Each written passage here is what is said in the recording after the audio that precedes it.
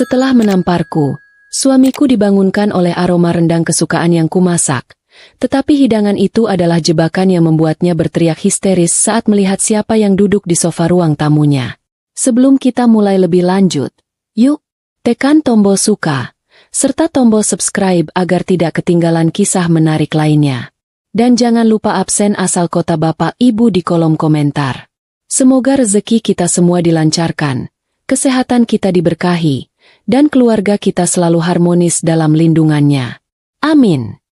Aku selalu tahu hujan deras di Surabaya terasa lebih sendu. Apalagi saat airnya turun menemani kepastian yang baru saja merayap naik ke permukaan hatiku. Sudah pukul 1 dini hari, dan aku masih duduk di sofa kulit mahal di ruang tengah, menanti Bima pulang dari pertemuan bisnis, yang ku tahu hanyalah kedok tipis. Suara dentuman guntur dari luar rumah mewah ini terdengar jauh lebih nyata daripada janji-janji setia yang pernah diucapkan suamiku di bawah atap yang sama. Sebenarnya, aku tidak perlu menunggu hingga larut untuk tahu apa yang sedang ia lakukan.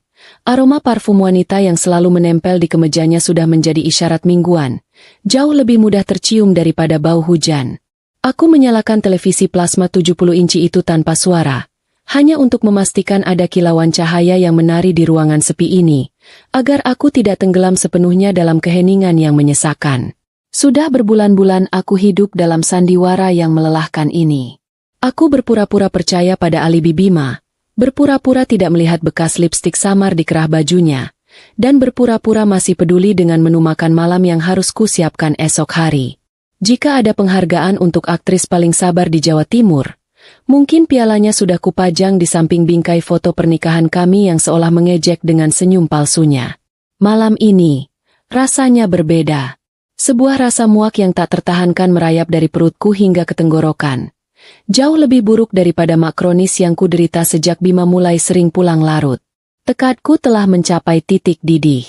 Aku bukan lagi wanita bodoh yang bisa dibujuk rayu dengan tas tangan bermerek atau tiket liburan singkat ke Bali. Aku adalah Risa, putri dari Pak Harjono, seorang wanita yang dididik untuk berdiri tegak, bukan menjadi keset yang hanya berfungsi untuk menyerap kotoran hidup orang lain. Aku butuh kepastian, bukan lagi spekulasi. Aku butuh bukti yang tidak terbantahkan untuk mengakhiri penderitaan ini dengan elegan. Tiba-tiba, ponselku bergetar sekali, menampilkan pesan masuk dari nomor asing yang membuat detak jantungku langsung berpacu. Pesan itu sangat singkat. Hanya berupa sebuah tautan ke penyimpanan daring, tanpa kata pengantar atau sapaan basa-basi. Aku menarik napas dalam, merasakan udara dingin masuk ke paru-paruku, seolah sedang bersiap terjun dari tebing. Aku tahu apa isinya. Seseorang telah mengirimiku kepastian yang kucari, atau mungkin, akhir dari segala kepalsuan yang kunikmati. Jariku yang dingin dengan perlahan menyentuh tautan itu, seolah-olah penundaanku akan mengubah kenyataan yang terpampang di layar. Gambar pertama yang muncul adalah sebuah bidikan buram di sebuah restoran mewah yang sering diiklankan di media sosial.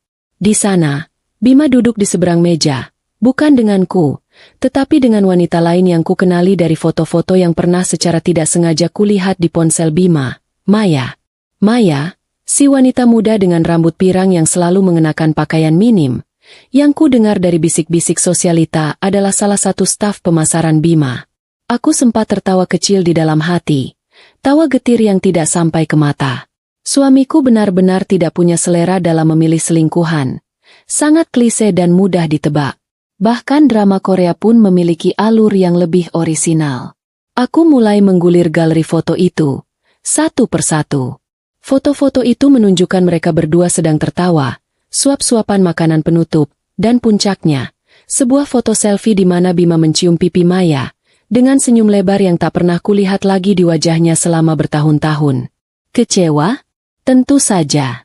Tapi anehnya, air mataku tidak menetes. Rasa sakit itu sudah terlalu lama mengendap sehingga kini berubah menjadi kekosongan yang dingin. Itu bukanlah luka baru, melainkan konfirmasi atas penyakit lama yang sudah kubiarkan membusuk. Aku mematikan layar ponsel, membiarkan kegelapan merangkul wajah Bima dan Maya. Aku bersandar, memejamkan mata, dan meresapi suara hujan yang kini berubah menjadi melodi yang tenang. Tekadku semakin menguat, mengeras seperti semen yang mengering. Aku akan mengakhiri ini, tetapi tidak dengan berteriak dan meratap seperti yang Bima harapkan. Aku akan mengakhirinya dengan ketenangan yang mematikan. Ketenangan seorang pemain catur yang baru saja melihat semua langkah lawannya dan sudah merencanakan skakmat pamungkas. Aku tidak akan membiarkan emosiku merusak kehormatanku atau aset-asetku. Aku akan menjadi Risa yang cerdas, yang membiarkan Bima menghancurkan dirinya sendiri dengan kebodohannya. Tak lama kemudian, suara decitan ban mobil mewah Bima terdengar di luar gerbang, diikuti oleh suara pintu yang dibanting keras. Danang telah pulang. Aku merasakan lonjakan adrenalin, bukan karena ketakutan seperti biasanya, tetapi karena antisipasi. Permainan baru akan segera dimulai. Aku berdiri, merapikan sedikit lipatan di gamisku, dan menarik napas sekali lagi. Aku harus terlihat tenang, tetapi sorot mataku harus menunjukkan bahwa aku sudah tahu segalanya. Bima masuk dengan langkah sempoyongan. Aroma alkohol dan parfum asing langsung menyeruak memenuhi ruangan, jauh lebih tajam daripada bau hujan. Kemejanya berantakan, dan dasinya sudah lepas entah kemana. Saat melihatku duduk tegak di sofa, matanya melebar sejenak karena terkejut. Seharusnya ia merasa bersalah, tetapi Bima justru mengerutkan kening, seolah-olah kehadiranku di sana adalah gangguan besar yang mengacaukan malamnya yang sempurna. Itulah tipikal Bima, selalu memutarbalikkan fakta, menjadikan dirinya korban dan aku sebagai pengganggu kebahagiaannya. Aku menatapnya tanpa ekspresi, membiarkan keheningan berbicara untukku. Bima menggerutu pelan, berjalan melewatinya ku tanpa menyapa. Ia melemparkan tas kerjanya ke lantai dan mulai menaiki tangga. "Kamu tidak tidur?" tanyaku akhirnya. Suaraku terdengar tenang dan datar, hampir seperti bisikan. Pertanyaan sederhana itu berhasil menghentikan langkahnya. Bima berbalik. Matanya merah karena mabuk dan lelah. Aku bisa melihat api amarah mulai menyala. "Bukan urusanmu," gertaknya. Suaranya serak dan kasar. "Tugasmu diam di rumah, bukan mengurus kemana aku pergi. Nikmati saja fasilitas yang kuberikan." Aku tidak gentar. Aku perlahan bangkit, mengeluarkan ponselku, dan menggeser layar untuk menampilkan foto ciuman Bima dan Maya. Cahaya terang dari layar itu menerangi wajah Bima yang tadinya merah, kini berubah menjadi pucat pasi. Dalam hitungan detik, rasa panik dan amarah bercampur di wajahnya. "Apa ini?" tanyaku lagi. Kali ini nadaku lebih tegas, menuntut jawaban. "Siapa wanita itu, Bima? Kenapa kamu tega melakukan ini padaku?" Aku tidak butuh jawaban. Aku hanya butuh ia mengakui kejahatannya. Bima melihat bukti itu, dan alih-alih merasa malu, egonya justru melonjak tinggi. Harga dirinya, yang ia anggap lebih berharga daripada perasaanku, telah diinjak-injak karena ketahuan. Ini adalah puncak dari narsisme yang selama ini ku abaikan. Tanpa kusadari, Bima melangkah maju, tangannya terangkat cepat. Sebuah tamparan keras mendarat di pipi kiriku, begitu kuat hingga tubuhku terhuyung dan menabrak meja hias di samping sofa. Vas bunga kristal yang kubeli saat bulan madu kami jatuh pecah. Suaranya beradu dengan guntur di luar. Rasa panas dan perih langsung menjalar di pipiku. Sudut bibirku robek, dan aku bisa merasakan darah hangat menetes di daguku. Itu adalah tamparan pertama, tapi bukan yang terakhir. Aku memegangi pipiku. Mataku tidak lepas dari Bima. Dia menjambak kerudungku dengan kasar, menarik wajahku agar menatap matanya yang dipenuhi kebencian. Dia mulai memaki, mengeluarkan kata-kata kotor yang tak pernah ku dengar sebelumnya. Dia menyalahkanku, berteriak bahwa ia mencari wanita lain karena aku membosankan, terlalu kaku, dan tidak bisa memenuhi standarnya sebagai suami. Setiap makian dan pukulan yang ia layangkan setelahnya tidak terasa lebih menyakitkan daripada pengkhianatan emosional yang sudah kuterima selama ini. Pukulan demi pukulan mendarat di tubuhku malam itu. Bima melampiaskan semua kekesalan dan rasa bersalahnya, memutarbalikkan semuanya menjadi amarah. Dia menendang kakiku dan mendorongku ke dinding. Aku merasakan sakit yang luar biasa di sekujur tubuh, tetapi satu hal yang membuat Bima berhenti sejenak adalah keheninganku. Aku tidak menangis histeris. Aku tidak memohon ampun. Aku hanya diam, menatapnya dengan mata terbuka, sorot mata yang dingin dan mati. Keheningan itu justru membuat Bima merasa tidak nyaman. Namun, arogansinya kembali mengambil alih.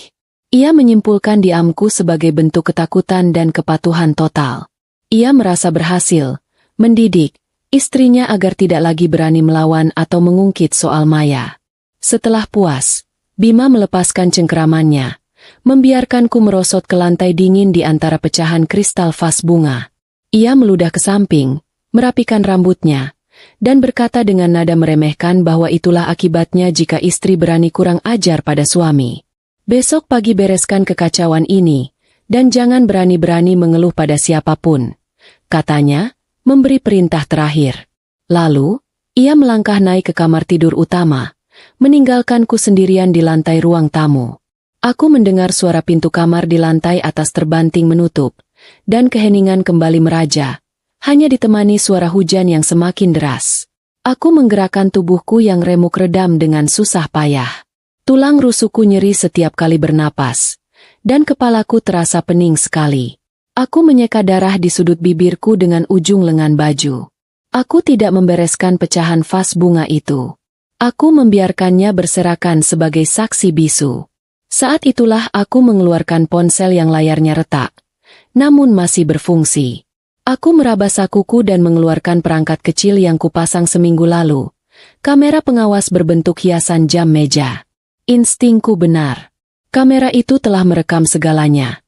Wajah beringas Bima, setiap pukulan, dan setiap makian. Aku tidak menyalakan lampu. Dalam gelap, di bawah cahaya kilat yang sesekali menerangi wajahku yang lebam, aku mengirimkan video itu. Pesan singkat dan file video itu kukirimkan ke satu-satunya orang yang kupercaya. Pak Sanjaya, pengacara andalan ayahku. Pak Sanjaya adalah kunciku untuk melarikan diri dari neraka ini. Setelah memastikan pesan terkirim, aku melihat lebam di wajahku, merasakan sakit yang nyata, tetapi di saat yang sama, hatiku terasa anehnya lega. Aku tidak naik ke kamar utama. Tentu saja. Aku berjalan tertatih-tatih, menahan rasa sakit, menuju pintu depan rumah. Aku membuka pintu itu dan melangkah keluar. Ambruk perlahan di teras dingin yang basah kuyup karena hujan. Aku ingin Bima melihat hasil perbuatannya. Aku ingin Bima tahu bahwa ia telah mengusirku, bahkan dari tempat tinggalku sendiri. Aku membiarkan tubuhku yang babak belur bersentuhan dengan lantai marmer yang dingin, merasakan dinginnya ubin yang terasa menusuk ke tulang. Aku berbaring di teras, meringkuk, tetapi mataku terbuka lebar menatap langit-langit teras yang gelap. Aku memikirkan ayahku, Pak Harjono, dan bundaku, Bunda Sari. Selama ini, aku menutupi aib rumah tanggaku karena tidak ingin membuat mereka khawatir. Ayahku adalah seorang yang terpandang di Surabaya, seorang pengusaha yang disegani. Aku tidak ingin nama keluargaku tercoreng karena perlakuan menantu durhaka. Tapi malam ini, batas kesabaran dan harga diriku telah hancur. Aku menyadari bahwa kesabaranku telah kutukar dengan penderitaan. Aku membayangkan Bima di dalam sana, tidur pulas karena mabuk, merasa telah menang. Bodoh. Aku tertawa pelan, tawa yang bergetar karena sakit. Bima tidak tahu bahwa dia tidak sedang tidur di kamar, tetapi sedang tidur di ranjang penjara yang menantinya. Aku tidak tidur sepanjang malam di teras itu. Aku hanya berbaring, mendengarkan suara hujan yang mulai mereda dan merencanakan setiap detail langkahku. Aku adalah korban. Ya, tetapi aku tidak akan menjadi korban yang lemah. Aku akan menjadi korban yang cerdik. Saat jam menunjukkan pukul 4 pagi, dan fajar mulai menyingsing, aku memaksa tubuhku yang sakit untuk bangun. Setiap gerakan terasa seperti jarum yang menusuk kulitku, tetapi pikiranku jernih luar biasa. Aku tidak membereskan kekacauan di ruang tamu, dan aku tidak berdiam diri di teras lagi. Dengan langkah tertatih, aku masuk ke rumah, mengabaikan pecahan kristal dan darahku sendiri yang mengering di lantai. Aku berjalan ke dapur, bukan untuk menyiapkan sarapan untuk suamiku, tetapi untuk menyiapkan panggung sandiwara terakhir yang akan mengantarnya ke kehancuran. Aku mulai memotong daging, meracik bumbu rendang, dan memasak dengan tenang, seolah tidak terjadi apa-apa semalam. Aroma santan yang dimasak lama, bercampur dengan rempah-rempah kuat seperti lengkuas dan serai, mulai menguar perlahan. Aku tahu aroma ini akan menyambut Bima saat ia bangun, dan ia pasti akan merasa sangat senang. Rendang ini adalah umpan, sebuah jaminan palsu yang akan menidurkan kecurigaan Bima sebelum ia melihat siapa sebenarnya yang menunggunya di bawah. Dalam kepalaku, aku menghitung mundur waktu kehancuran suamiku. Aku memasak rendang ini, yang dulu kumasak dengan cinta, kini kumasak dengan kepastian. Aku akan menukarkan masakan kesukaannya ini dengan harga kebebasanku. Panggung sudah siap. Babak pertama telah selesai. Babak kedua akan dimulai saat Bima bangun, dan ia akan menyesal telah membiarkanku tidur sendirian di teras depan. Dinginnya lantai teras yang kujadikan tempat tidur semalam telah merasuk hingga ke tulang, tetapi rasa sakit yang menusuk di sekujur tubuhku terasa jauh lebih tajam daripada suhu malam di Surabaya. Aku memaksa diriku bangkit saat azan subuh berkumandang, merasakan setiap otot di tubuhku memprotes. Namun pikiranku adalah mesin yang berjalan tanpa jeda. Aku tahu, jika aku tidak bergerak sekarang, aku akan kehilangan waktu emas untuk menyiapkan panggung sandiwara terakhir ini. Panggung yang akan membungkus masa depan Bima dengan jeruji besi. Langkahku menuju dapur terasa seperti berjalan di atas pecahan kaca. Aku harus menahan ringisan setiap kali kakiku yang lebam menyentuh lantai. Tetapi setiap rasa nyeri itu kujadikan bahan bakar.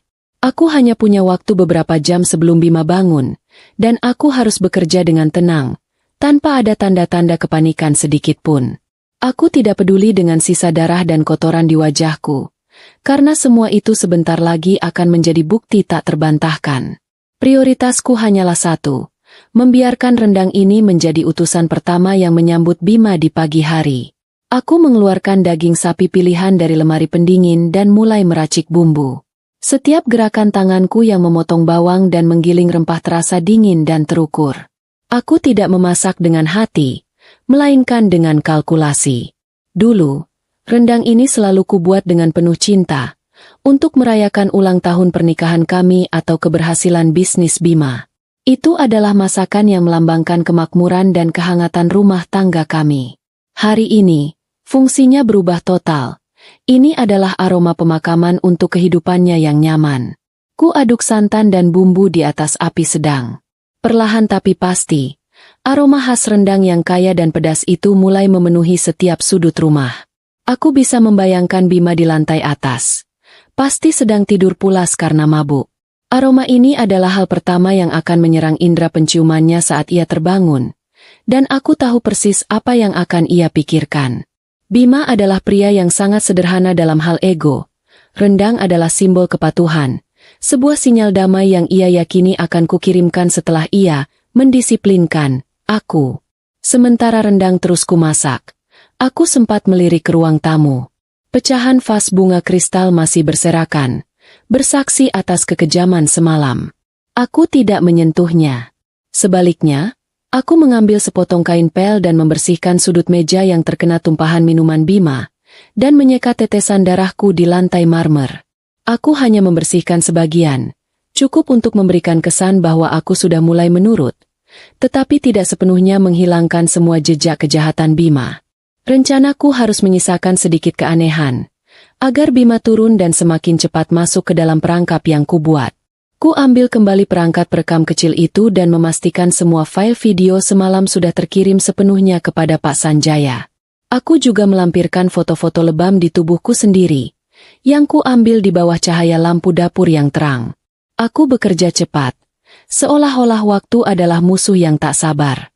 Setelah itu, aku membereskan sedikit kamar mandi di lantai bawah, mengunci pintu dapur dari dalam, bukan untuk mengunci diriku, tetapi untuk membuat pintu masuk lain menjadi satu-satunya pilihan, dan duduk di kursi dapur, menunggu fajar menyambut Bima. Sekitar pukul 9 pagi, ketika matahari sudah bersinar terik menembus jendela, suara lenguhan Bima terdengar dari lantai atas, menandakan ia baru bangun. Ku dengar ia menggerutu dan berjalan ke kamar mandi. Aku tersenyum tipis. Waktunya tepat. Aroma rendang sudah mencapai tingkat kematangan sempurna, menebar janji palsu tentang kebahagiaan dan kehangatan keluarga. Aku bisa membayangkan bagaimana aroma itu berfungsi sebagai balsam untuk ego Bima yang lelah dan mabuk. Tak lama kemudian, ku dengar suara langkah kaki Bima menuruni tangga. Langkahnya tidak lagi sempoyongan, tetapi mantap dan penuh percaya diri.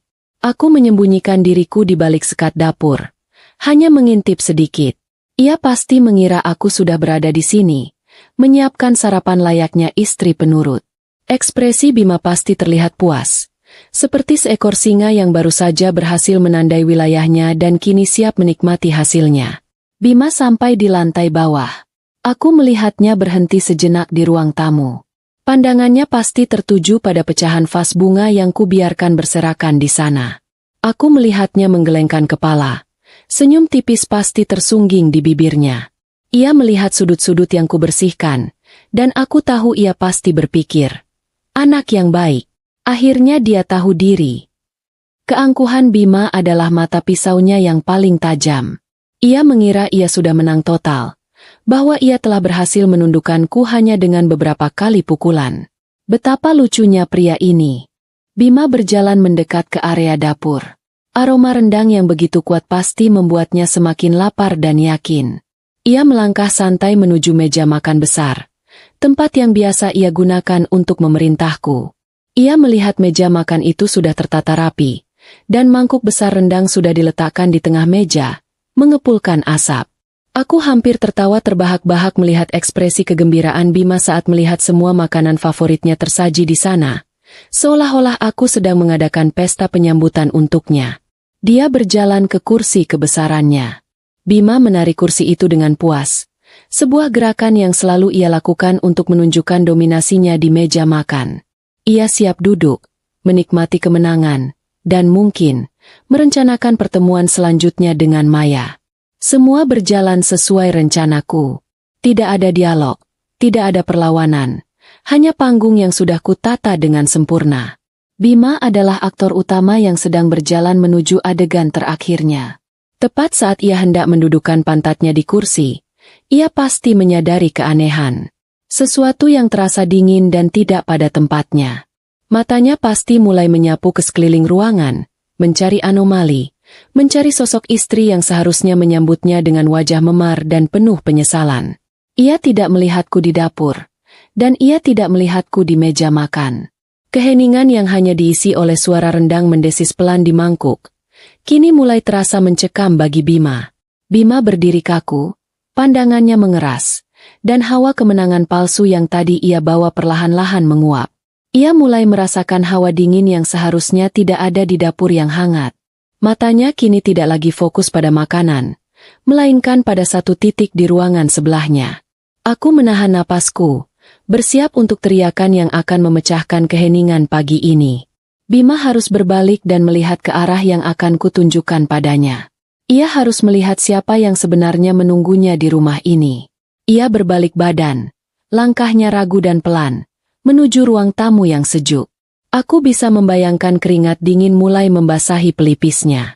Ruang tamu itu kini telah berubah fungsi dari tempat kekerasan menjadi ruang tunggu. Ia melangkah menuju sofa kulit mahal tempat ia biasa membaca koran. Di sana, di sofa itu, Bima akan mendapatkan kejutan yang akan mengubah seluruh hidupnya. Aroma rendang yang ia cicipi hanyalah rasa terakhir dari kebebasannya. Aku tahu persis apa yang Bima lihat, dan aku tahu persis reaksinya. Itu adalah pemandangan yang akan membuatnya sadar bahwa ia telah tertipu oleh kesombongannya sendiri. Babak keangkuhan Bima telah berakhir. Dan aku, Risa, sudah siap menyaksikan tirai ditarik di babak selanjutnya. Babak kehancurannya yang akan dimulai dari sebuah teriakan histeris di sofa ruang tamu itu. Aku mematikan kompor rendang, dan bersiap keluar dari persembunyianku. Langkah kaki Bima yang ragu menapaki karpet tebal di ruang tamu, terasa seperti dentuman drum kematian yang hanya ia sendiri yang mendengarnya. Ia melangkah perlahan menuju sofa kulit berwarna krem yang sama, tempat ia menamparku hanya beberapa jam yang lalu. Rasa lapar yang tadinya mendominasi perutnya kini telah digantikan oleh firasat dingin yang menusuk. Bima pasti merasa ada sesuatu yang janggal. Rumah itu terlalu sunyi, keheningan di sana terasa padat dan tidak bersahabat. Jauh berbeda dengan suasana tenang yang selalu ia harapkan. Tepat di hadapannya, di sofa utama yang panjang, duduklah sosok-sosok yang seharusnya tidak berada di rumah kami sepagi ini. Matanya melebar sempurna. Pupilnya mengecil karena terkejut. Sosok pertama yang ia lihat adalah ayahku, Pak Harjono, duduk tegak dengan punggung lurus dan tangan terlipat di depan dada.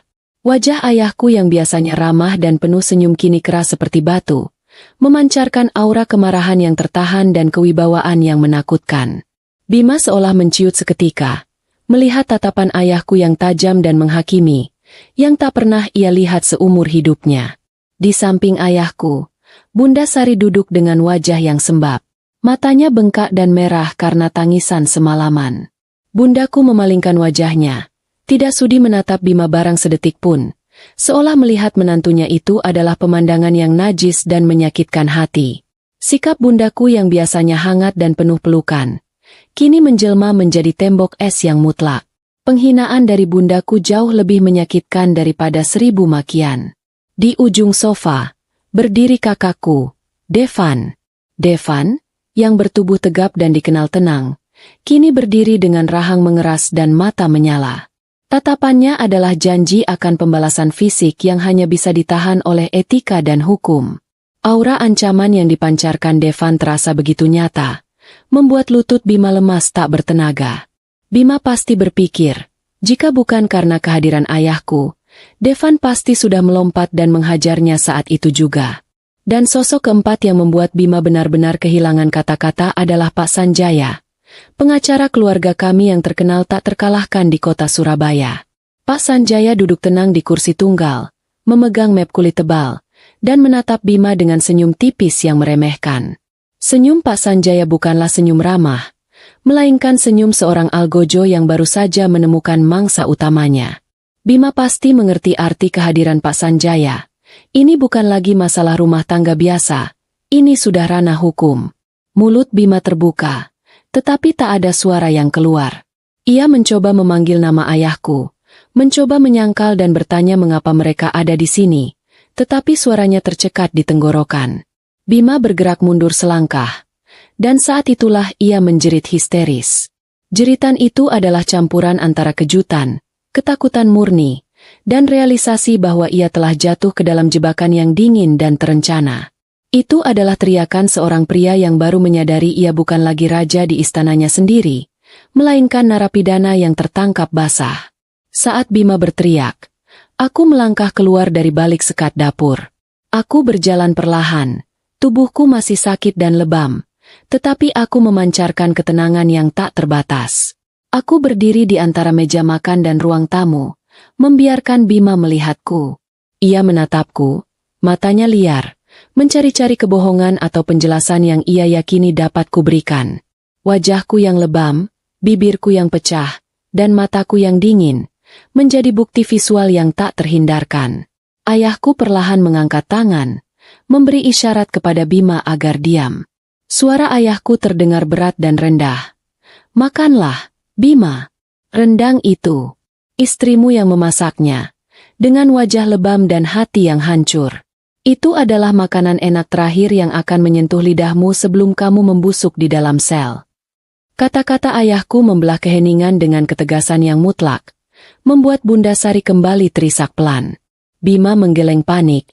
Ia mulai meracau tentang salah paham, tentang pertengkaran suami istri biasa.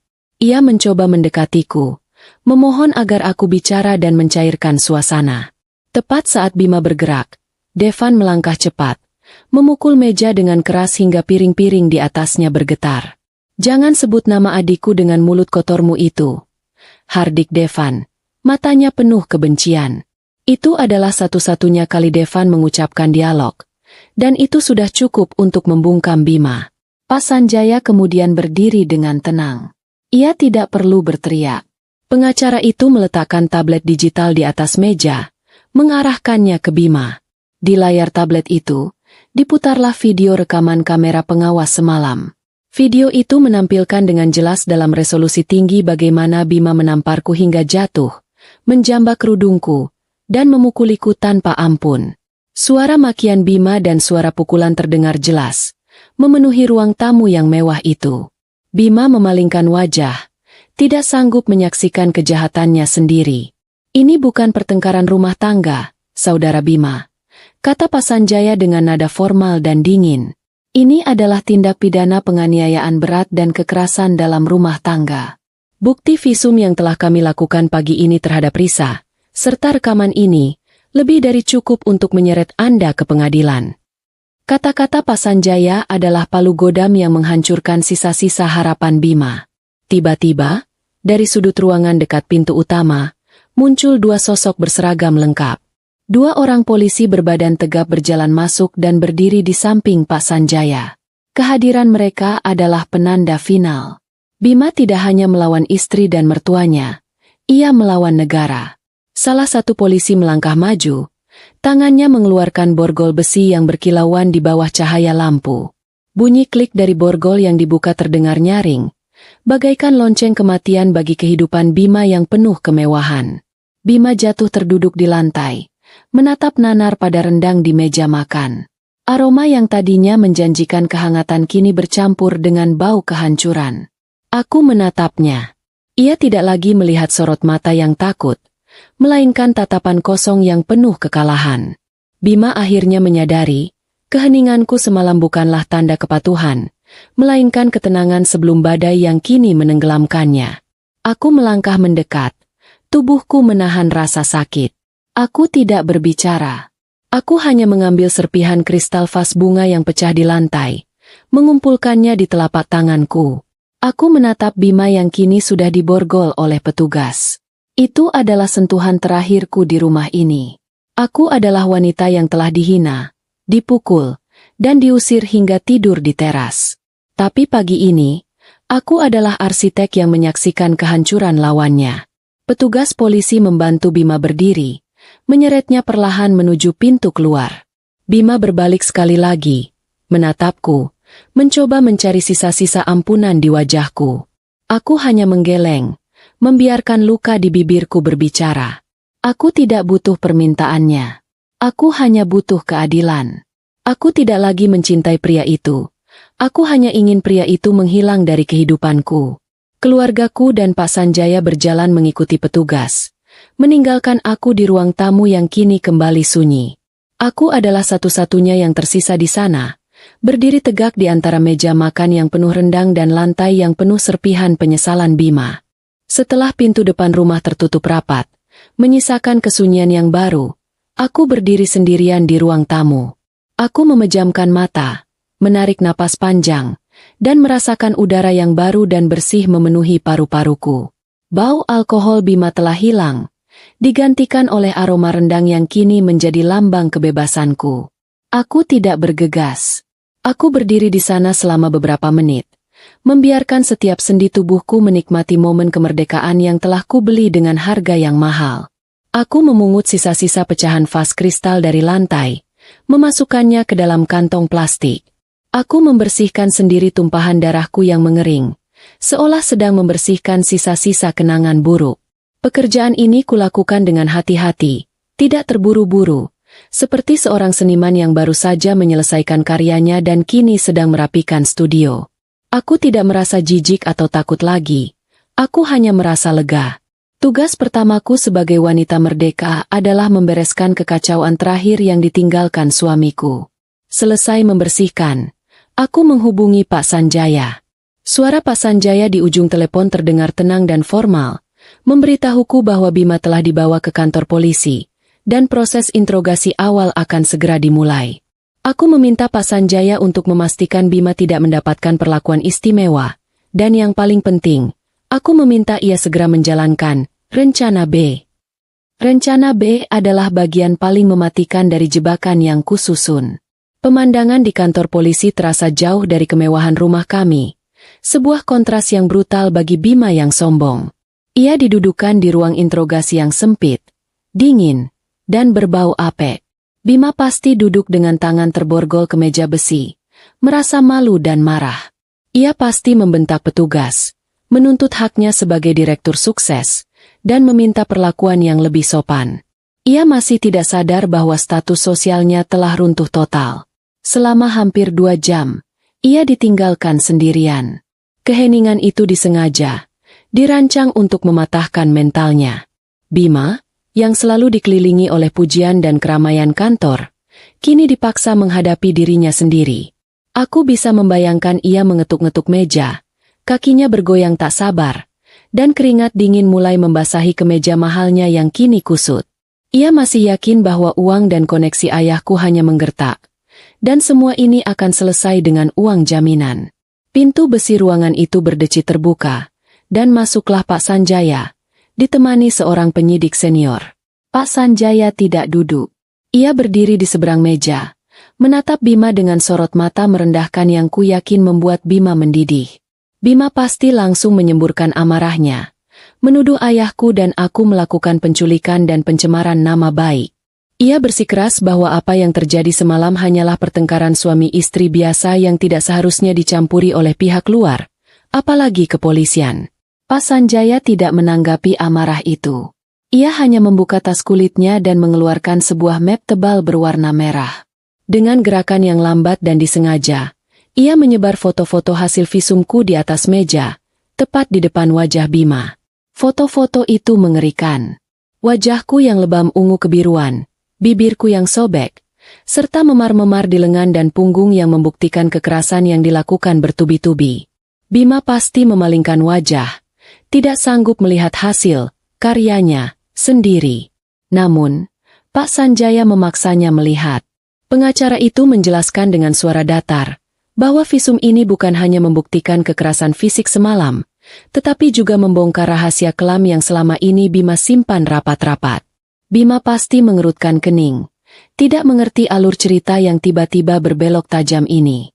Apalagi yang aku sembunyikan? Penyidik yang menemani Pak Sanjaya kemudian meletakkan selembar kertas hasil laboratorium di atas foto-foto itu. Itu adalah kartu asku, kartu yang kusimpan selama berbulan-bulan.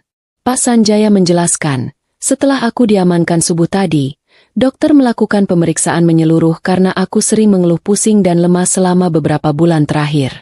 Hasil laboratorium itu mengejutkan semua orang, kecuali aku. Saudara Bima, ujar Pak Sanjaya dengan suara yang kini menjadi sangat tajam.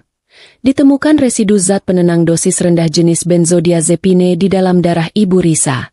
Zat yang sama yang ditemukan di dalam botol vitamin yang biasa Anda berikan kepada istri Anda setiap malam.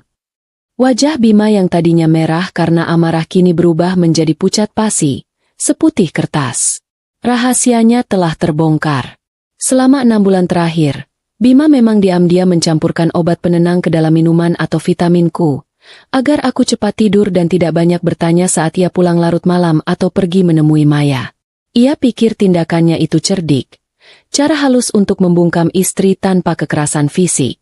Bima mengira aku adalah wanita bodoh yang hanya menelan apa yang ia berikan. Pak Sanjaya mencondongkan tubuhnya ke depan, menatap tajam ke manik mata Bima. Tindakan ini di mata hukum, Saudara Bima, bukanlah lagi sekadar kasus KDRT.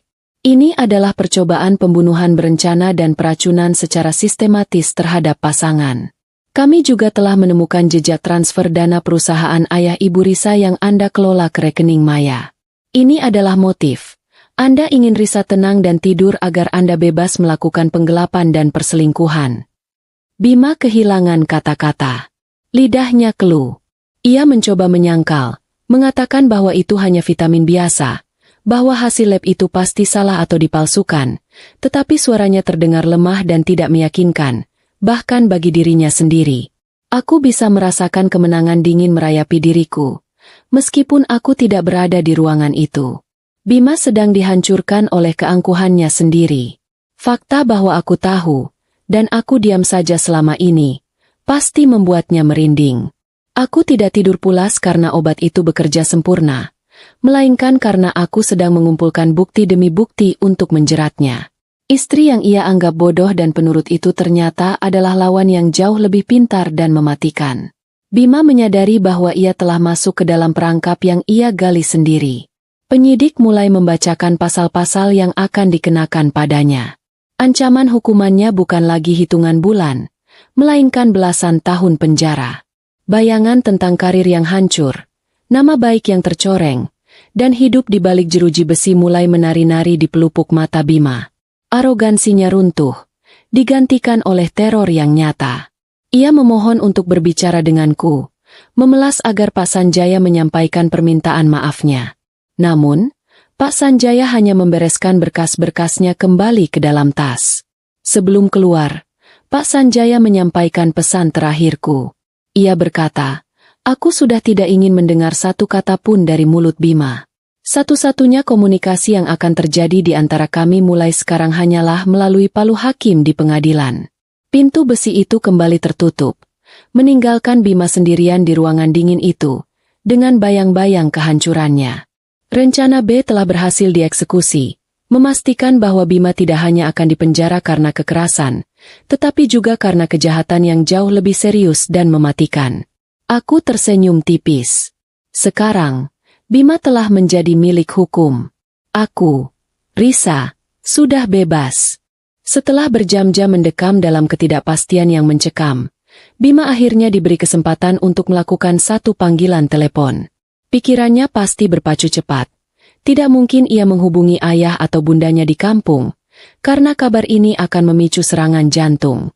Ia juga tidak bisa menghubungi teman-teman kantornya karena itu sama saja dengan bunuh diri karir. Satu-satunya nama yang terlintas di benaknya, sosok yang ia anggap cinta sejatinya, adalah Maya, kekasih gelapnya. Dengan tangan gemetar, Bima menekan nomor Maya dari telepon kantor polisi. Ia pasti berusaha membuat suaranya setenang mungkin, menjelaskan bahwa ia sedang ada sedikit masalah dengan polisi karena laporanku. Ia berbohong, mengecilkan masalahnya, mengatakan bahwa ini hanya salah paham kecil dan ia butuh uang jaminan agar bisa keluar sementara waktu. Bima berjanji akan mengganti uang itu 2 kali lipat, dan janji itu pasti berhasil membuat Maya antusias.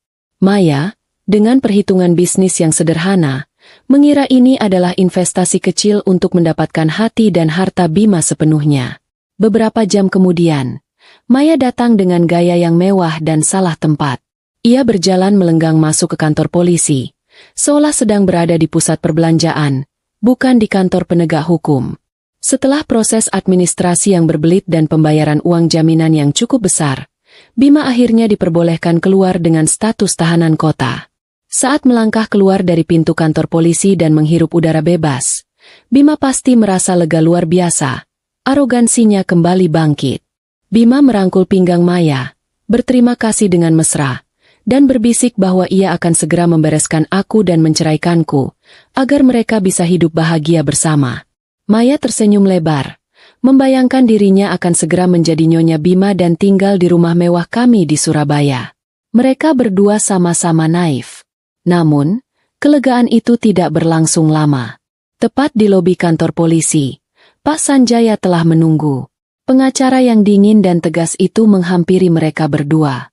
Tanpa basa-basi, Pak Sanjaya menyerahkan sebuah amplop coklat besar kepada Bima. Bima menerimanya dengan kening berkerut.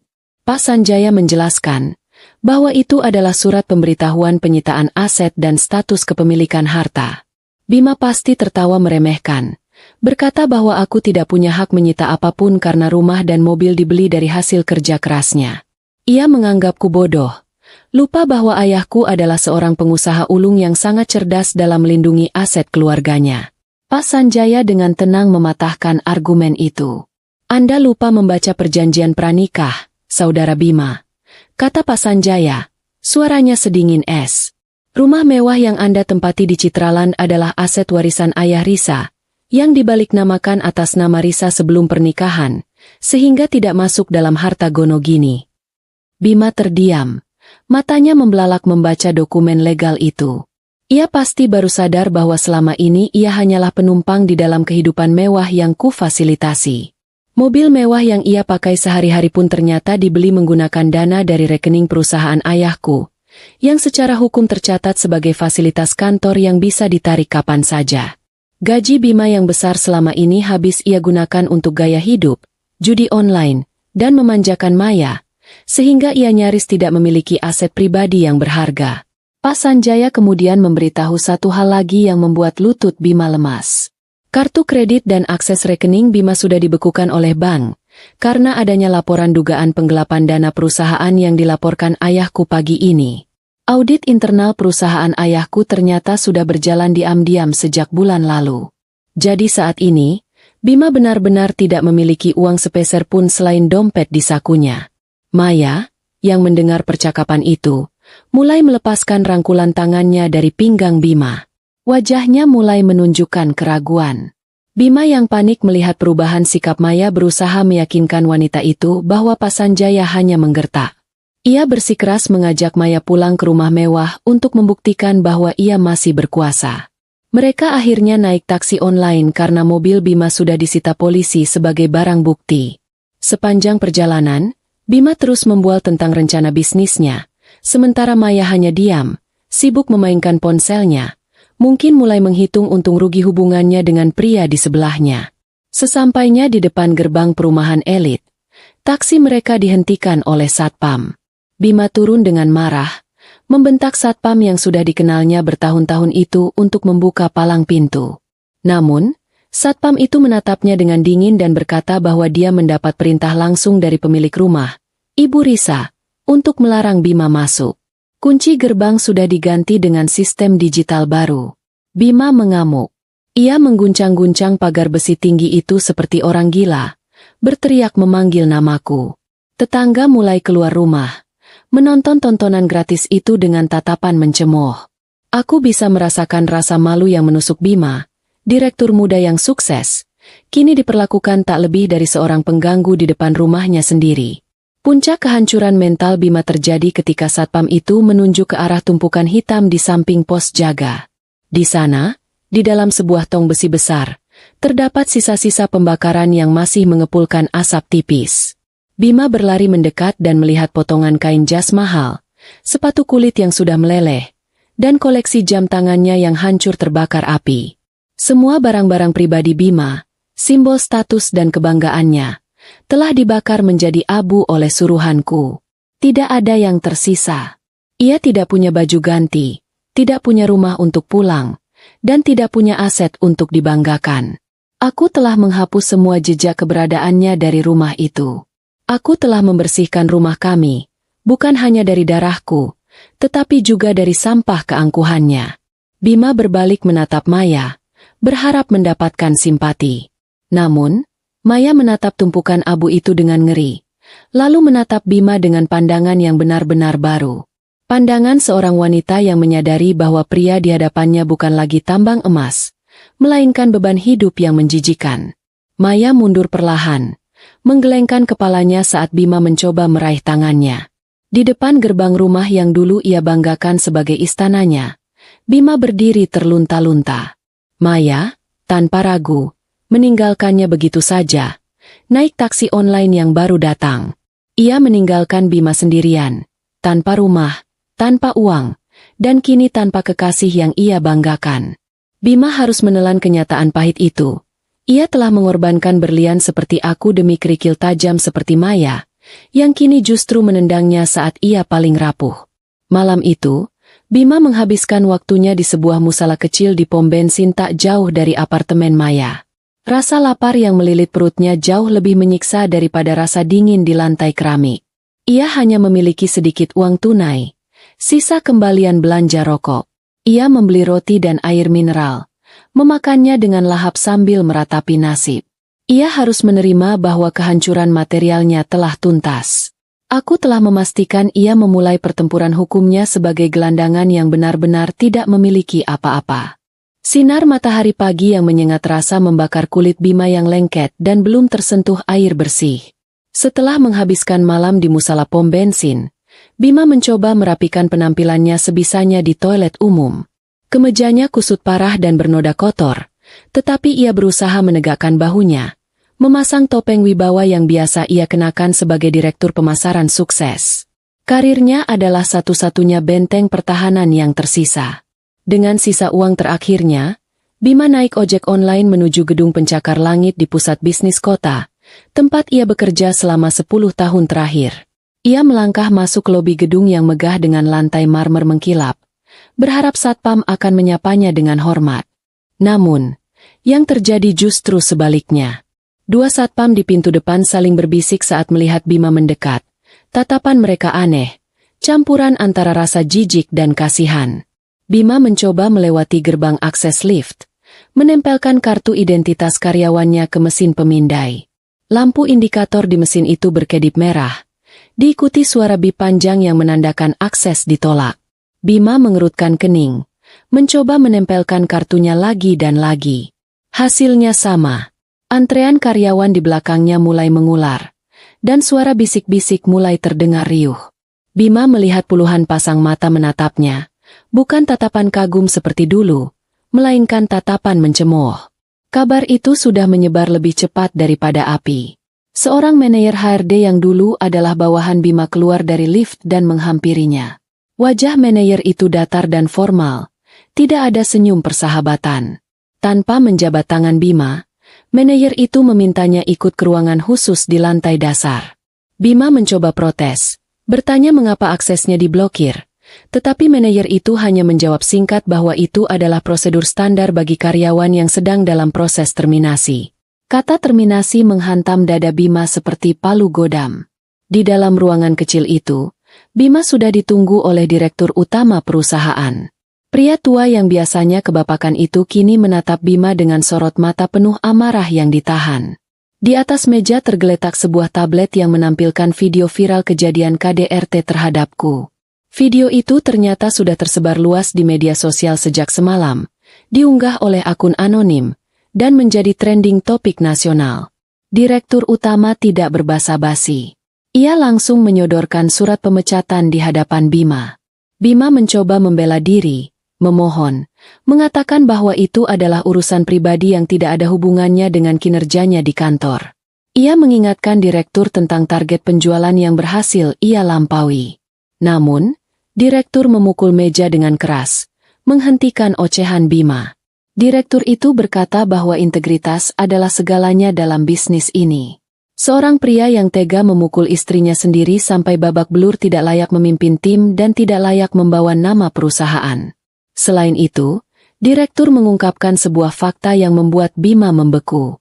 Ternyata, investor terbesar yang baru saja menyuntikkan dana segar ke perusahaan adalah konsorsium bisnis yang dipimpin oleh Pak Harjono, ayahku. Pagi ini, perwakilan ayahku menelepon langsung, mengancam akan menarik seluruh investasi jika Bima masih tercatat sebagai karyawan di sana barang 1 detik pun. Direktur utama tidak punya pilihan lain selain membuang Bima demi menyelamatkan ratusan karyawan lainnya. Bima terperangah.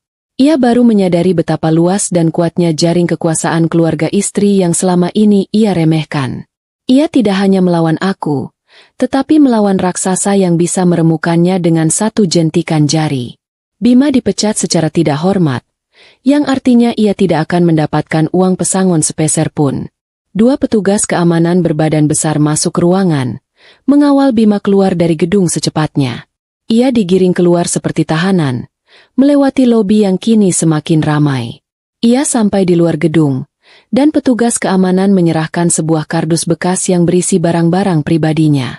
Karir yang dibangun Bima dengan darah dan keringat selama 10 tahun musnah dalam sekejap mata.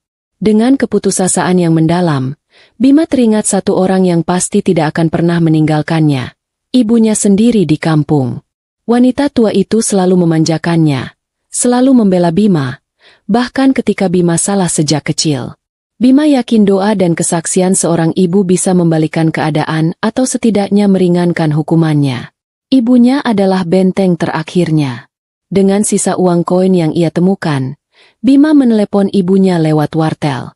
Ia menangis terseduh-seduh, memutarbalikkan fakta. Ia bilang ia difitnah oleh keluarga kaya aku, dizalimi, dan memohon agar ibu datang ke kota untuk menjadi saksi karakter di persidangan. Ia butuh ibu untuk mengatakan pada hakim bahwa Bima adalah anak yang baik dan tidak mungkin melakukan kekerasan. Ibunya di ujung telepon terdengar kaget dan menangis histeris, namun berjanji akan datang, menjual kambing satu-satunya demi ongkos ke kota. Bima menutup telepon dengan perasaan sedikit lebih tenang. Setidaknya di persidangan nanti ia tidak akan sendirian. Kehadiran sosok ibu yang tua dan renta pasti akan memancing simpati hakim dan membuatku terlihat jahat. Hari persidangan tiba. Ruang sidang penuh sesak. Kasus ini telah menjadi sorotan media lokal. Bima duduk di kursi terdakwa, mengenakan rompi oranye tahanan. Ia menunduk, tetapi matanya terus melirik ke arah pintu masuk, menunggu kedatangan ibunya. Benar saja, tak lama kemudian pintu terbuka. Ibunya masuk dengan langkah tertatih, mengenakan pakaian lusuh. Hati Bima melonjak girang.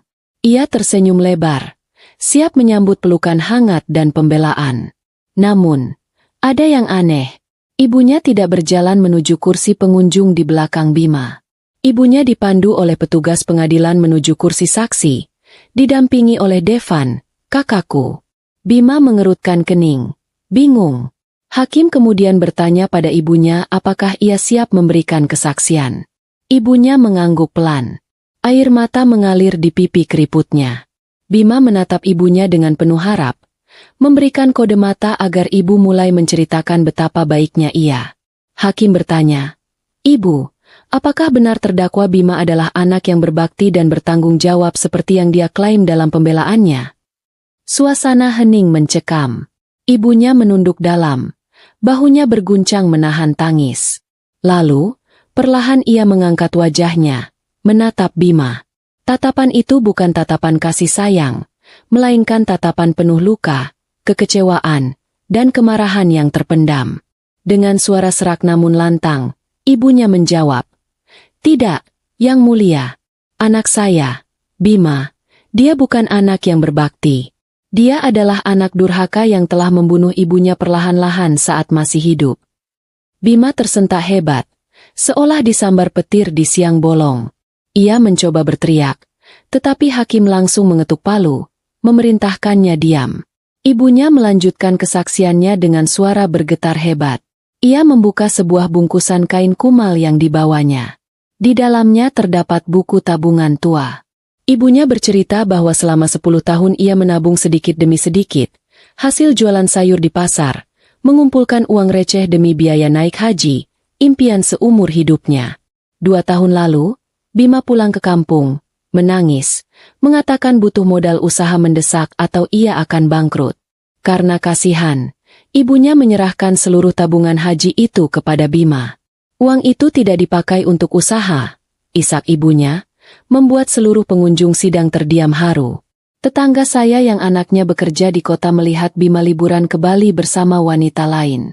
Wanita itu bukan Risa. Dia memakai uang suci ibunya untuk berzina. Ruang sidang gempar. Bima terpaku di kursinya.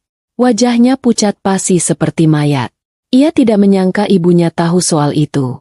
Ia pikir ibunya adalah orang kampung yang gampang dibohongi. Ibunya menatap tajam ke arah Bima. "Saya malu, Yang Mulia. Saya malu punya anak yang memukul istri sebaik Risa. Saya malu punya anak yang mencuri uang ibunya sendiri. Saya datang ke sini bukan untuk membela dia. Saya datang untuk melihat dia dihukum. Biar penjara yang mendidiknya karena saya sudah tidak sanggup." Kata-kata itu adalah paku terakhir di peti mati kehidupan Bima. Ibunya sendiri, satu-satunya orang yang dia harapkan menjadi pelindung, kini berdiri sebagai penuntut yang paling memberatkan. Bima tidak hanya kehilangan kebebasannya, ia kehilangan statusnya sebagai seorang anak. Ia adalah yatim piatu dalam arti yang paling menyedihkan. Dibuang oleh darah dagingnya sendiri karena kelakuannya yang sudah melampaui batas kemanusiaan. Suasana di dalam ruang sidang hari itu terasa begitu padat dan menyesakan, seolah udara enggan mengalir di antara ketegangan yang memuncak. Ini adalah hari terakhir persidangan, hari di mana nasib Bima akan ditentukan oleh palu hakim. Bima duduk di kursi pesakitan dengan tubuh yang semakin kurus dan wajah yang nyaris tak ku kenali. Sorot matanya liar, terus bergerak menyapu seisi ruangan, mencari celah kecil apapun untuk melarikan diri dari kenyataan pahit ini. Di satu sisi, tim jaksa penuntut umum duduk dengan tumpukan berkas bukti yang menggunung setinggi benteng. Di sisi lain, pengacara publik yang ditunjuk negara untuk membelanya tampak pasrah dan tidak bersemangat. Bima sudah kehilangan segalanya.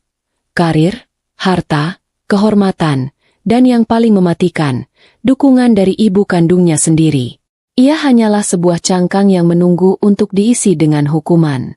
Kejutan terbesar hari itu datang ketika jaksa memanggil saksi terakhir yang memberatkan. Pintu ruang sidang terbuka dan masuklah Maya, kekasih gelap Bima. Wanita itu berjalan menunduk, menghindari tatapan semua orang, terutama tatapan Bima. Penampilan Maya jauh berbeda dari biasanya. Tidak ada lagi gaun mewah atau perhiasan berkilauan. Ia mengenakan pakaian sederhana dan wajah tanpa riasan, berusaha terlihat lugu di hadapan hukum. Bima terlonjak di kursinya. Matanya membelalak tak percaya. Ia sempat berpikir bahwa Maya mungkin masih memiliki sisa cinta untuknya, atau setidaknya rasa solidaritas. Namun, harapan itu hancur berkeping-keping begitu Maya mulai berbicara di depan mikrofon.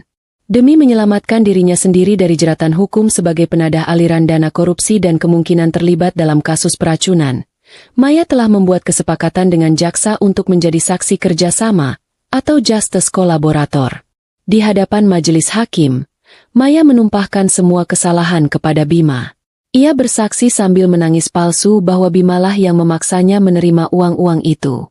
Ia mengaku bahwa Bima adalah pria manipulatif yang menjebaknya dalam hubungan terlarang dengan iming-iming kemewahan. Maya bahkan menceritakan bagaimana Bima sering merendahkanku di depannya, menyebutku sebagai wanita bodoh yang mudah dibohongi, dan bagaimana Bima menggunakan uang perusahaan ayahku untuk membiayai gaya hidup mewah mereka. Setiap kata yang keluar dari mulut Maya bagaikan belati yang menancap di punggung Bima. Pria itu berteriak histeris, memaki Maya sebagai pengkhianat dan pembohong, tetapi teriakannya hanya membuatnya semakin terlihat buruk dan tidak stabil di mata hakim. Petugas keamanan dengan sigap menahan bahu Bima, memaksanya duduk kembali dan diam.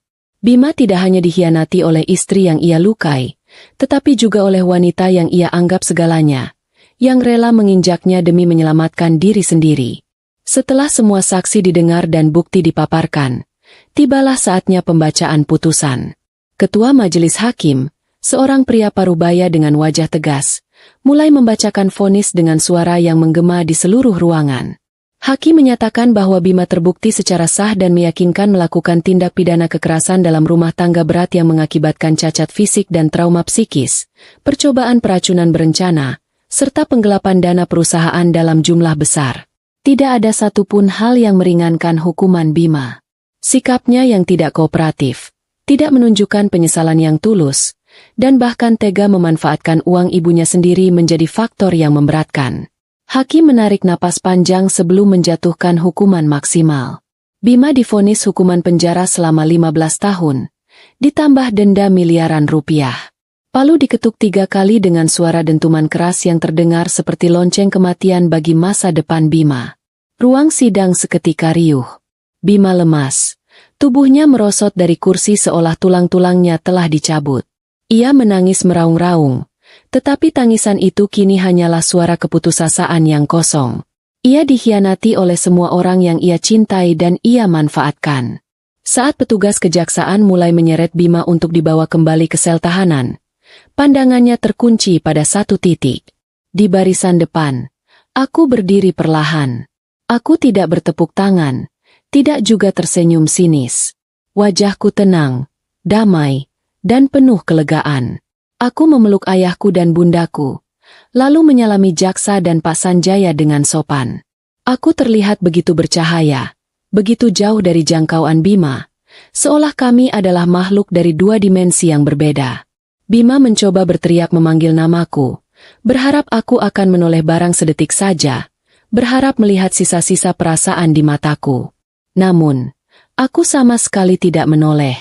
Aku berbalik badan, berjalan keluar ruangan, dikelilingi oleh orang-orang yang mencintaiku, meninggalkan Bima yang terus meronta-ronta, diseret petugas menuju kegelapan lorong penjara. Hari itu, Bima akhirnya menyadari bahwa hukuman terberat bukanlah penjara fisik, melainkan kenyataan bahwa ia telah benar-benar dihapus dari kehidupan orang-orang yang dulu tulus mencintainya. Ia kini hanyalah masa lalu yang buruk, sebuah noda yang telah berhasil ku bersihkan. Ia berjalan masuk ke sel, merasakan dinginnya lantai beton dan bau apek yang menusuk. Ia yang dulu terbiasa dengan spray sutra dan ruangan ber-AC, kini harus berbagi ruang sempit dengan narapidana lain. Malam pertamanya di balik jeruji adalah neraka yang nyata. Bima berbaring di tempat tidur yang keras, matanya menatap langit-langit yang gelap, dan pikirannya dipenuhi penyesalan yang pahit. Ia ingat aroma rendang di pagi hari itu. Aroma yang ia yakini sebagai tanda kemenangan, ternyata adalah aroma perpisahan yang dingin dan mematikan. Ia telah membuang kehangatan rumah tangga demi ego dan hawa nafsu, dan kini ia harus membayar harga yang setimpal dengan 15 tahun kehidupannya yang hilang. Penjara adalah sekolahnya yang baru, tempat ia harus belajar bahwa kesombongan selalu membawa kehancuran. 5 tahun kemudian, matahari siang yang terik membakar aspal jalanan ibu kota Surabaya yang macet dan berdebu. Waktu telah bergulir cepat, tetapi bagi Bima, 5 tahun itu terasa seperti setengah abad yang membusuk di tempat gelap. Ia baru saja bebas bersyarat beberapa bulan lalu, karena penjara penuh dan ia dianggap menunjukkan perilaku baik. Namun, kebebasan itu tidak membawanya pada kehidupan yang lebih baik.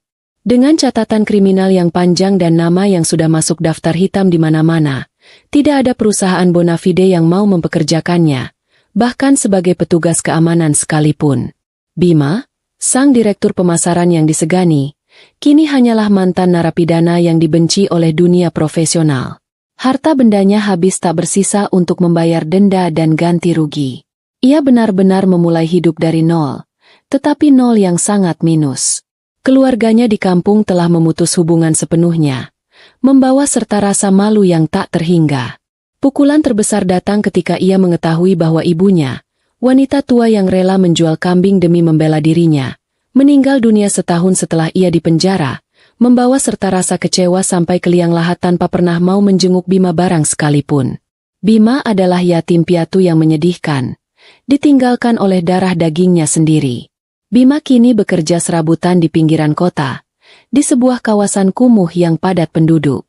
Kadang ia menjadi kuli panggul di pasar, kadang memulung botol plastik, dan sekarang, ia menjadi tukang cuci piring di sebuah warung Tegal kecil yang dindingnya sudah kusam terkena asap kendaraan. Inilah titik terendah seorang pria yang dulunya terbiasa memimpin rapat di ruang eksekutif ber-AC. Punggungnya sering sakit karena bekas-bekas tidur di lantai penjara yang dingin, dan giginya sudah banyak yang tanggal karena kurang gizi. Tangan yang dulu halus karena hanya memegang pulpen mahal dan menyetir mobil mewah, kini kasar, pecah-pecah, dan berbau sabun colek murahan. Ia sudah tidak peduli lagi dengan penampilannya. Harga diri dan keangkuhannya telah lama hancur, digantikan oleh kepatuhan yang menyedihkan. Pemilik warung, seorang wanita gemuk yang galak, sering membentaknya jika ia bekerja lambat atau memecahkan gelas. Bima yang dulu sombong dan arogan kini hanya bisa menunduk patuh. Mentalnya sudah luluh lantak diinjak-injak oleh kerasnya roda kehidupan yang berputar ke bawah. Tidak ada yang mengenalinya di tempat ini, dan jika ada, mereka hanya mengenalnya sebagai si pencuci piring lambat. Siang itu, warung sedang sepi. Bima istirahat sejenak, duduk berjongkok di bagian belakang warung dekat selokan yang berbau menyengat, sambil mengelap keringat di dahinya dengan lengan baju yang kotor. Matanya tertuju pada televisi tabung tua yang tergantung di sudut warung. Ia mengawasi siaran berita, hanya sebagai pelarian dari realitasnya yang pahit. Bima melihat liputan khusus sedang menayangkan penganugerahan penghargaan wanita inspiratif tahun ini. Layar televisi menampilkan sebuah ballroom hotel mewah yang dipenuhi cahaya lampu kristal. Lingkungan yang sangat ia kenali. Lingkungan yang dulu menjadi habitatnya. Pemandangan itu terasa asing, seolah ia sedang menonton film tentang planet lain. Tiba-tiba, kamera menyorot sosok wanita yang naik ke atas panggung untuk menerima piala. Jantung Bima seakan berhenti berdetak. Gelas plastik di tangannya terjatuh ke lantai. Wanita di layar televisi itu adalah Risa. Ia tampak jauh lebih muda dan cantik daripada 5 tahun lalu. Hijabnya tertata modis. Senyumnya mengembang penuh percaya diri. Tidak ada lagi sorot mata takut atau lebam yang mengganggu kecantikannya. Risa memancarkan aura kemandirian dan kesuksesan yang luar biasa. Ia adalah berlian yang telah dilempar oleh Bima, dan kini ia bersinar lebih terang dari sebelumnya. Narator berita menjelaskan bahwa Risa kini adalah pemilik perusahaan catering dan restoran Nusantara yang memiliki cabang di berbagai kota besar, sekaligus pendiri yayasan yang membantu para korban kekerasan dalam rumah tangga untuk bangkit dan mandiri. Aku, Risa, telah menggunakan pengalamanku yang pahit sebagai landasan untuk kesuksesanku. Di samping Risa, berdiri seorang pria gagah yang menatapnya dengan penuh kebanggaan dan cinta. Pria itu adalah suami baru Risa, seorang dokter spesialis yang dikenal dermawan. Di barisan penonton, Terlihat ayahku, Pak Harjono, dan bundaku, Bunda Sari, bertepuk tangan sambil menggendong seorang balita lucu, anak Risa dari pernikahan keduanya. Mereka semua tertawa bahagia. Sebuah potret keluarga sempurna yang utuh dan hangat, yang dulunya seharusnya menjadi milik Bima. Bima terpaku menatap layar buram itu. Ia melihat kehidupan yang seharusnya bisa menjadi miliknya jika saja ia tidak serakah, jika saja ia tidak berkhianat, jika saja ia bersyukur. Rasa sesal yang amat sangat menghantam dadanya dengan brutal, membuatnya sesak napas. Ia ingat betapa dulu aku melayaninya dengan setia, betapa aku selalu menatapnya dengan cinta yang sama seperti tatapan suami baruku sekarang. Bima telah membuang berlian demi mengejar sampah, dan kini ia harus hidup di tempat sampah itu sendiri. Air mata menetes dari sudut matanya yang keriput, membasahi pipinya yang kotor. Bima menunduk, tidak sanggup lagi melihat penderitaan yang ia ciptakan sendiri. Inilah karma yang paling sempurna, dihukum dengan menyaksikan kebahagiaan orang yang ia hancurkan, dari tempat yang paling hina. Ia meratapi nasibnya, menyadari bahwa ia bukan hanya kehilangan harta dan karir, tetapi juga kesempatan untuk memiliki keluarga yang bahagia. Ia adalah satu-satunya yang bertanggung jawab atas kesengsaraannya saat ini. Teriakan pemilik warung yang galak membuyarkan lamunan Bima, mengembalikannya dengan kasar ke dalam realitas yang bau dan keras. Ia kembali disuruh bekerja setelah sebentar melihat tayangan televisi yang menampilkan aku, Risa, bersinar di atas panggung kehormatan. Wanita gemuk itu meletakkan piring seng di meja dekat Bima berjongkok, tempat ia biasa mencuci piring. Nih makan siang. Cepetan habisin, terus lanjut cuci piring. Tuh pelanggan udah mulai datang. Perintahnya tanpa ampun. Bima menatap isi piring itu dengan hati yang menciut. Nasi putih dingin sisa kemarin dengan kuah rendang yang sudah agak berminyak dan sepotong kecil daging rendang yang alot dan hangus. Itu adalah sisa bagian dasar panci. Biasanya dibuang atau diberikan kepada kucing liar. Tetapi hari ini menjadi jatah makan siangnya.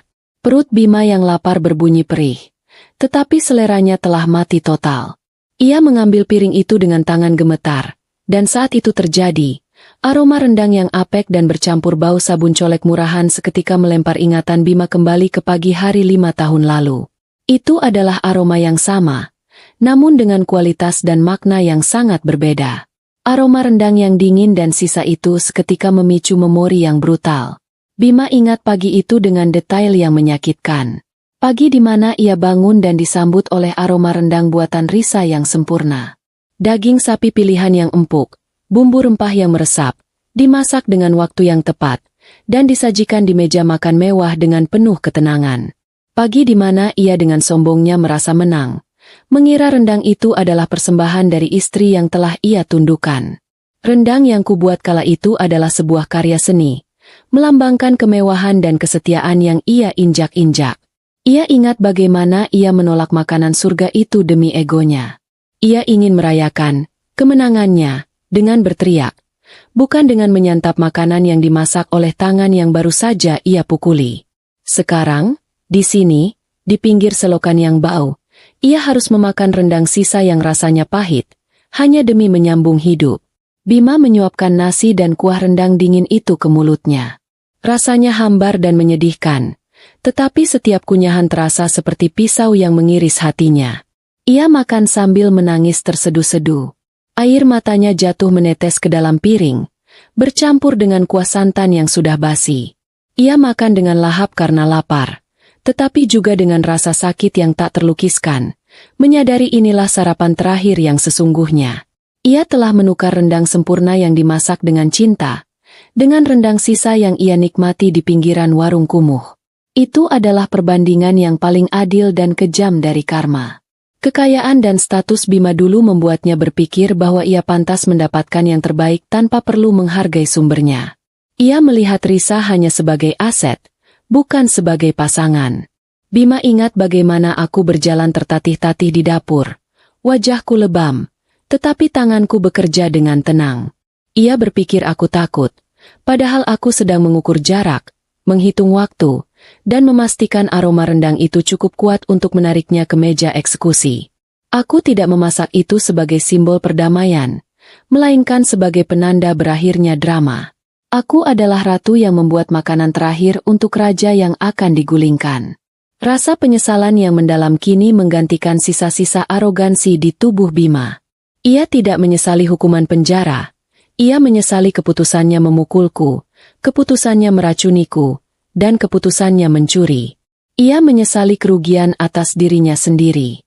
Ia menyesali fakta bahwa ia telah menghancurkan satu-satunya hal nyata yang ia miliki. Kehangatan dan ketenangan yang kuberikan.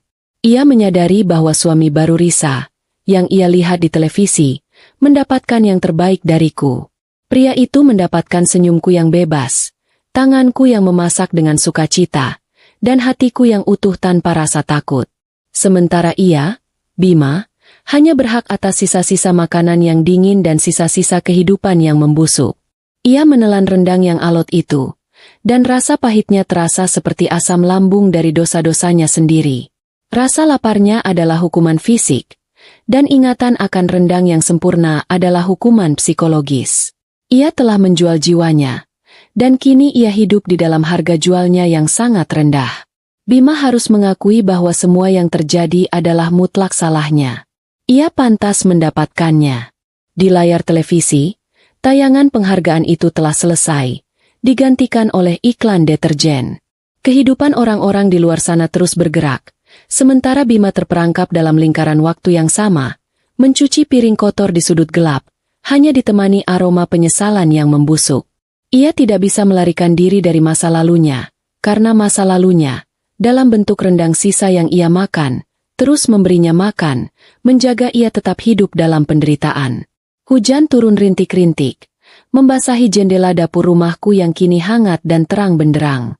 Aroma yang sangat familiar kembali menguar memenuhi ruangan. Aroma santan yang mendidih bercampur dengan rempah-rempah kuat seperti lengkuas dan serai. Aku sedang memasak rendang.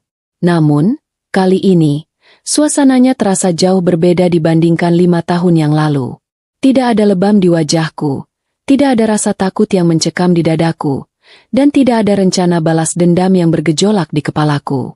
Aku mengaduk kuali besar itu dengan senandung kecil di bibirku, mengenakan apron cantik berwarna pastel. Hari ini adalah hari ulang tahun pernikahan keduaku dengan suamiku, Dr. Arya. Rendang ini kumasak untuk merayakan cinta yang tulus dan keluarga yang kubangun kembali. Ku matikan kompor dan berbalik. Sepasang lengan kekar memeluk pinggangku dari belakang dengan lembut. Aku tersenyum, menyandarkan kepalaku ke bahu Dr. Arya. Suamiku mencium pipiku dan memuji aroma masakan yang menggugah selera itu. Tidak ada bentakan, tidak ada makian, dan tidak ada tuntutan. Yang ada hanya apresiasi tulus. Aku telah menemukan kedamaian yang tak pernah ku tahu ada. Aku mematikan kompor rendang, dan aku tersenyum. Dulu, masakan ini adalah simbol kemarahanku, simbol harga diriku yang terluka, dan senjata untuk memenangkan peperangan. Namun hari ini, aku berhasil merebut kembali makna masakan itu. Rendang ini bukan lagi tentang Bima. Rendang ini adalah tentang cinta, tentang keluarga, dan tentang masa depan yang kupilih sendiri. Malam itu, kami makan malam bersama ayahku, Pak Harjono, dan bundaku, Bunda Sari, yang datang berkunjung. Tawa renyah memenuhi ruang makan. Di tengah obrolan hangat, aku melirik ke arah kalender di dinding. Aku tertegun sejenak. Tanggal hari ini sama persis dengan tanggal kejadian penyiksaan malam itu, 5 tahun lalu.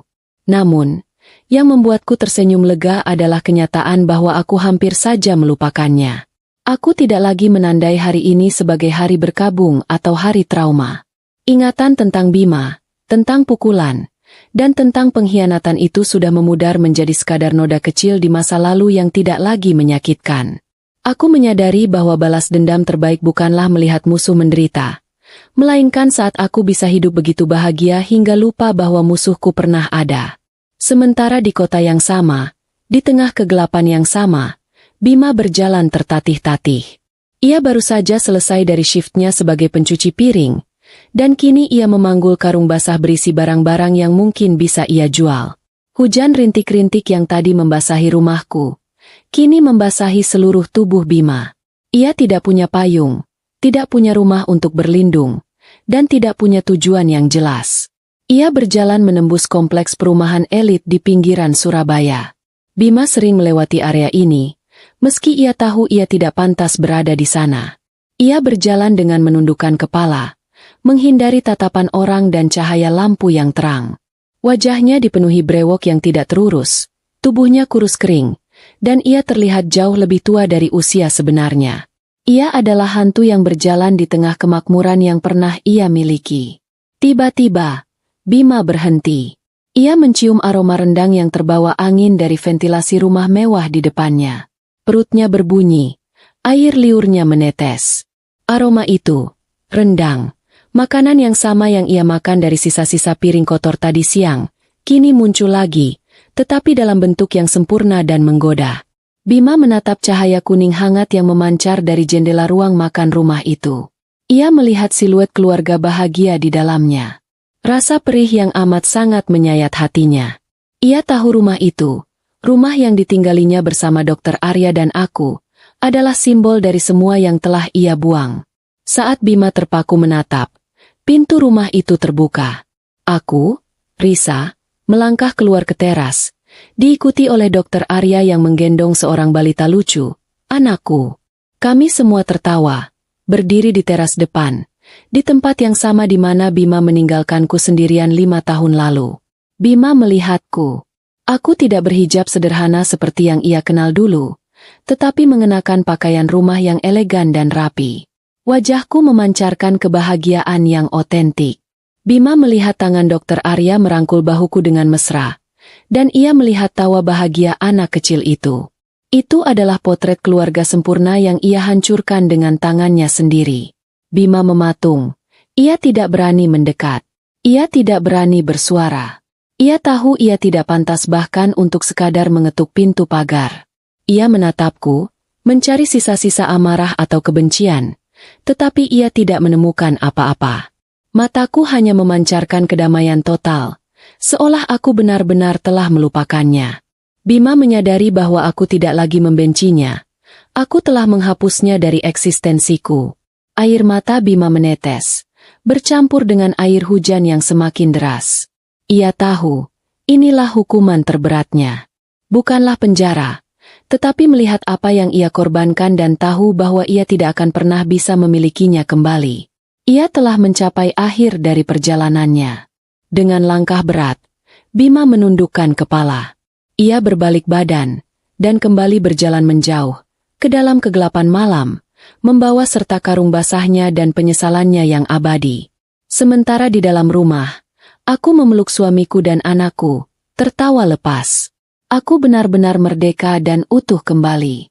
Dan rendang itu, yang semula adalah senjata, kini adalah hidangan perayaan atas kemenangan keadilan dan kebahagiaan yang baru. Karma telah menuntaskan tugasnya dengan sempurna.